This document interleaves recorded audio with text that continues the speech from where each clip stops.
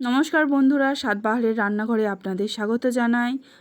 জানেন তো, ঘরোয়া সাধারণ রান্নাগুলো বিভিন্ন ধরনের মশলা একত্রে ব্যবহার করার জন্য সেই সাধারণ রান্নাগুলোর স্বাদ তো বদল হয়ই, সাথে সাথে খেতেও ভালো লাগে না। সাধারণ রান্না সাধারণভাবে রান্না করার জন্য সেই সাধারণ পদ্ধতি ও অল্প কিছু মশলার প্রয়োজন করা খুব বাঞ্ছনীয়। আমি এখানে মাছ ভেজে নিয়েছি, চারাপোনা মাছ এবং খেসারির ডালের বড়ি এবং পেঁয়াজ ভেজে তার মধ্যে আদা রসুন বাটা, সেটাকে একটু কষিয়ে নিয়ে কাঁচা লঙ্কা টমেটো দিয়ে আবারও একটু কষিয়ে নিয়ে তারপর কেটে রাখা সবজিগুলো দিয়ে দিলাম। আলু, লাল আলু, কাঁচা কলা দিয়েছি আমি। এর মধ্যে লবণ পরিমাণ মতো দিয়ে কষিয়ে ভেজে নেব নাড়িয়ে চাড়িয়ে। এবার তার মধ্যে হলুদ গুঁড়ো এবং লঙ্কার গুঁড়ো দিয়ে আবারও কিছুক্ষণ একটু কষিয়ে নেব।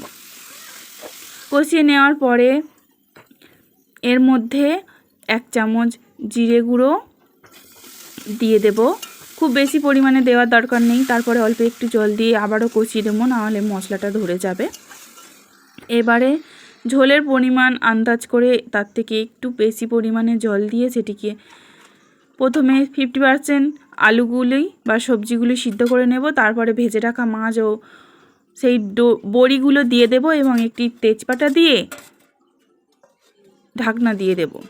10 মিনিট পরে ঢাকনা খুলে সবজিগুলো 100% সিদ্ধ হয়েছে কিনা দেখে নেব এবং পরিমাণ মতো ঝোল কমিয়ে ফুটিয়ে নামিয়ে নিলেই রেডি হালকা পাতলা চারাপোনার ঝোল।